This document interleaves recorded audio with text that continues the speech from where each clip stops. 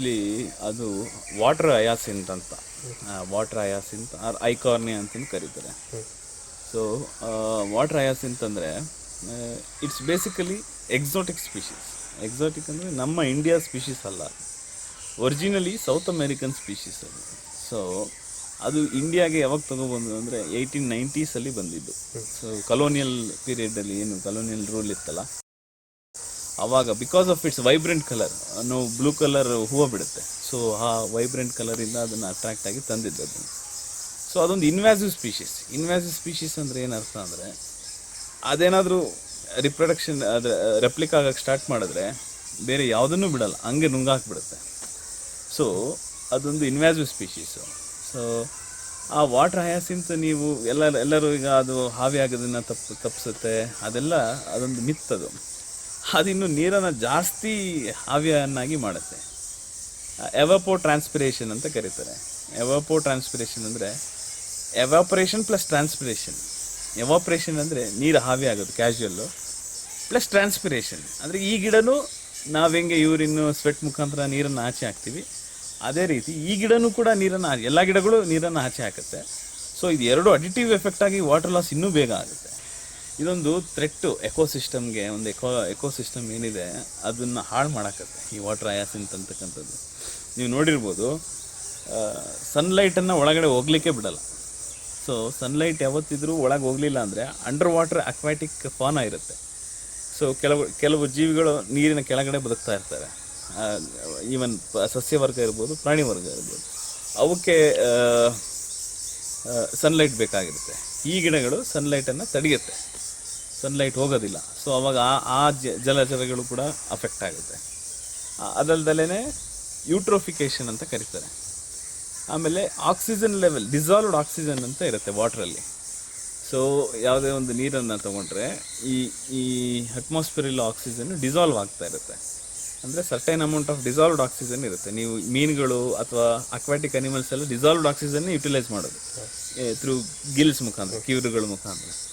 So ಆ dissolved ಆಕ್ಸಿಜನ್ನು dissolve ಆಗಲಿಕ್ಕೆ ಬಿಡಲ್ಲ. ಇದು ಎಷ್ಟು ಡೆಟ್ರಿಮೆಂಟಲ್ ಎಫೆಕ್ಟ್ ಇದೆ ಅಂದರೆ ತುಂಬ ಹಾನಿಕಾರಕ ಇದು. ಸೊ ಅಲ್ಲಿ ಫುಡ್ ವೆಬ್ಬು, ಟೋಟಲ್ ಎಕೋಸಿಸ್ಟಮೇ ಹಾಳಾಗ್ತಾ ಇದೆ. ಆಮೇಲೆ ಫಿಶ್ಗಳಿಗೆಲ್ಲ ಅಡ್ಡ ಆಗುತ್ತೆ. ಆಮೇಲೆ ಎಷ್ಟು ಕೆಟ್ಟದ್ದಿದ್ದು ಅಂದರೆ 20 ಇಯರ್ಸ್ವರೆಗೂ ವಯಬಲ್ ಸೀಡ್ಸ್ ಇರುತ್ತೆ. ಒಂದು ಈ ಸೀಡ್ಸ್ ಏನಿದೆ ಬೀಜಗಳು, ಅದು 20 ಇಯರ್ಸ್ವರೆಗೂ ವಯಬಲ್ ಇರುತ್ತೆ. ಆಮೇಲೆ ಎಲ್ಲ ಕಾಲದಲ್ಲೂ ಹೋಗ್ಬಿಡುತ್ತೆ. ಅದಲ್ದಲೇ ವೆಜಿಟೇಟಿವ್ ಪ್ರಾಪಗೇಷನ್ ಅಂತ ಕರೀತಾರೆ. ಸೊ ಬೀಜ ಅಷ್ಟೇ ಅಲ್ಲ, ಸ್ಟೋಲಾನ್ ಅದರದ್ದು ಸರ್ಟೈನ್ ಪಾರ್ಟ್ಸನ್ನು ನೀವು ಹಾಕಿದ್ರೆ ಬೆಳೆಯುತ್ತೆ, ತುಂಬ ವೇಗವಾಗಿ ಹರಡುತ್ತೆ. ವೆಜಿಟೇಟಿವ್ ಪ್ರಾಪಗೇಷನ್ ಅಂತ ಈಗ ತುಂಬ ರಿಸರ್ಚ್ ಮಾಡ್ತಾ ಇದ್ದಾರೆ ಜಗತ್ತಿನಾದ್ಯಂತ. ಇದು ಸಮಸ್ಯೆನೇ ಆಗಿದೆ ವಾಟರ್ ಹಯಾಸಿಂತ್ ಅನ್ನೋದು.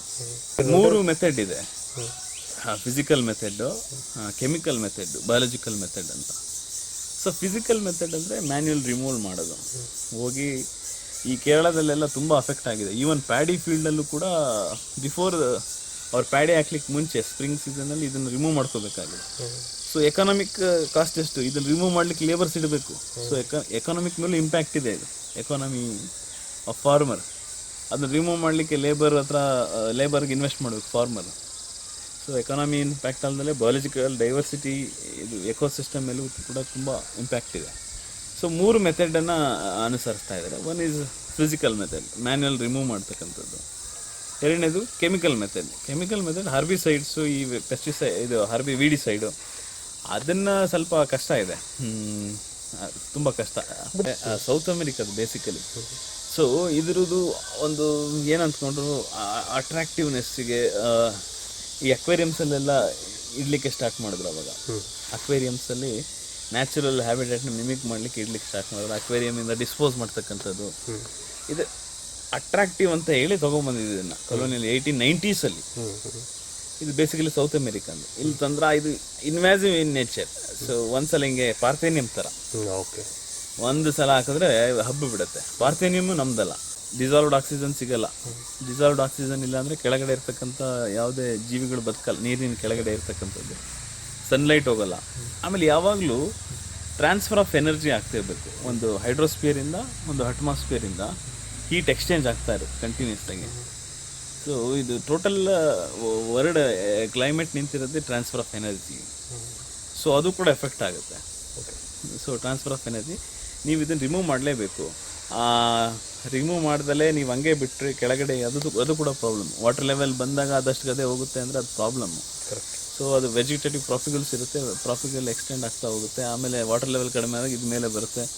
ಸೊ ಈ ಥರ ಎಲ್ಲ ಪ್ರಾಬ್ಲಮ್ ಇದೆ, ರಿಮೂವ್ ಮಾಡಬೇಕು. ಅದೇ 3 ಮೆಥಡ್ಸ್ ಇದೆ ವರ್ಲ್ಡಲ್ಲಿ, ತುಂಬ ರಿಸರ್ಚ್ ಮಾಡ್ತಾ ಇದ್ದಾರೆ ಈ 3 ಮೆಥಡ್ಸ್ ಮೇಲೆ. ಒನ್ ಈಸ್ ಹೇಳಿದ್ನಲ್ಲ, ಫಿಸಿಕಲ್ ಮೆಥಡ್ ಅಂದರೆ ಮ್ಯಾನ್ಯಲ್ ರಿಮೂವಲ್, ಕೆಮಿಕಲ್ ಅಂದರೆ ಹರ್ಬಿಸೈಡ್ಸ್ ಕಷ್ಟ ಇದೆ ವಾಟ್ರಲ್ಲಿ ಮಾಡಲಿಕ್ಕೆ. ಇನ್ನೊಂದು ಬಯಾಲಜಿಕಲ್ ಮೆಥಡ್ ಅಂತ. ಬಯಾಲಜಿಕಲ್ ಮೆಥಡ್ ಅಂದರೆ ಸರ್ಟೈನ್ ಸ್ಪೀಷೀಸ್ ಆಫ್ ಅನಿಮಲ್ಸು ಅಥವಾ ಯಾವುದನ್ನಾದರೂ ಬಳಸಿ ಈ ಗಿಡನ ತಿಂತಕ್ಕಂಥದ್ದು, ಫಿಶ್ ಅಥವಾ ಸರ್ಟೈನ್ ಸೆಟ್ ಆಫ್ ಸ್ಪೀಷೀಸ್, ಅದನ್ನೆಲ್ಲ ಹುಡುಕ್ತಾ ಇದ್ದಾರೆ ಆ್ಯಕ್ಚುಲಿ. ಸೊ ಈ ಥರ ಎಲ್ಲ ರಿಸರ್ಚಸ್ ನಡೀತಾ ಇದೆ. ಸದ್ಯಕ್ಕೆ ಬೆಸ್ಟ್ ಆ್ಯಂಡ್ ಫೀಸಿಬಲ್ ಅಂತಂದರೆ ಮ್ಯಾನ್ಯಲ್, ತೆಗೆದುಬಿಟ್ಟು ಫಿಸಿಕಲ್ ಮೆಥಡ್. ಬಯಾಲಜಿಕಲ್ ಮೆಥಡ್ ಇನ್ನು ಬಂದರೆ ತುಂಬ ಚೆನ್ನಾಗಿದೆ.